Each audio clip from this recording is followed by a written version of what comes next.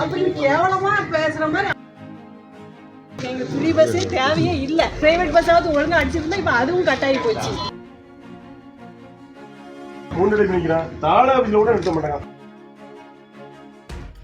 நாங்குநேரி தொகுதி எம்எல்ஏவாக இருப்பவர் காங்கிரஸ் கட்சியின் ரூபி மனோகரன். இவர் வெற்றி பெற்று 3 வருடங்களுக்கு பின்னர் நாங்குநேரி பேருந்து நிலையத்தை ஆய்வு செய்ய தனது ஆதரவாளர்களுடன் சென்றார். பேருந்து நிலைய கழிப்பறை ஏதோ காசா போரில் குண்டு வீசப்பட்ட இடம் போல அலங்கோலமாக காட்சியளித்தது. இந்த கழிப்பறையை சுத்தம் செய்து பல மாதங்கள் ஆவதால் அதன் அருகே கூட எவரும் செல்வதில்லை என்று மக்கள் தெரிவித்தனர்.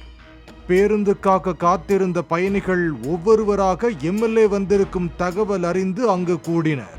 நாங்குநேரிக்கு போதிய பேருந்துகள் இயக்கப்படுவது இல்லை என்றும் பெரும்பாலான பேருந்துகள் பைபாஸில் சென்று விடுவதாகவும் புகார் தெரிவித்தனர்.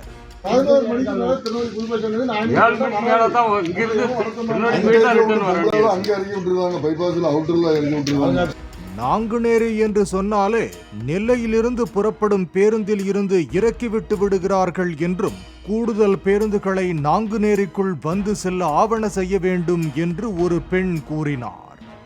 எம்எல்ஏவுடன் வந்திருந்தவர் தைரியமாக பேருந்தில் ஏறி அமர்ந்து கொள்ளுங்கள், யார் இறக்கி விடுகிறார்கள் பார்ப்போம் என்று குரல் கொடுத்தார்.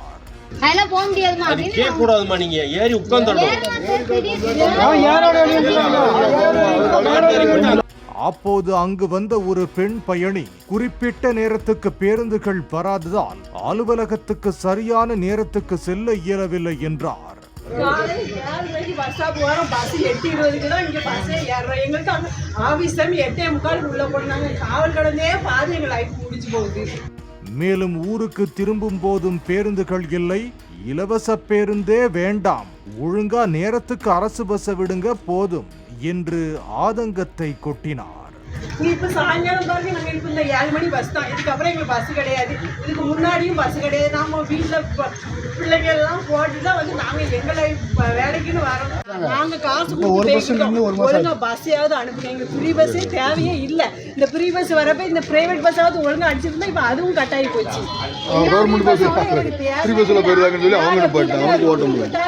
ஒழுங்கா பஸ்ஸாவது ரெடி. இதனையெல்லாம் கேட்டு தலையாட்டியபடியே நின்று கொண்டிருந்த எம்எல்ஏ ரூபி மனோகரன் இப்ப நேராக போக்குவரத்து துறை அதிகாரியை சந்திக்கத்தான் போயிட்டு இருக்கேன், உங்க பிரச்சனையை சரி செய்து விடுகிறேன் என்று கூறிவிட்டு அங்கிருந்து புறப்பட்டு சென்றார்.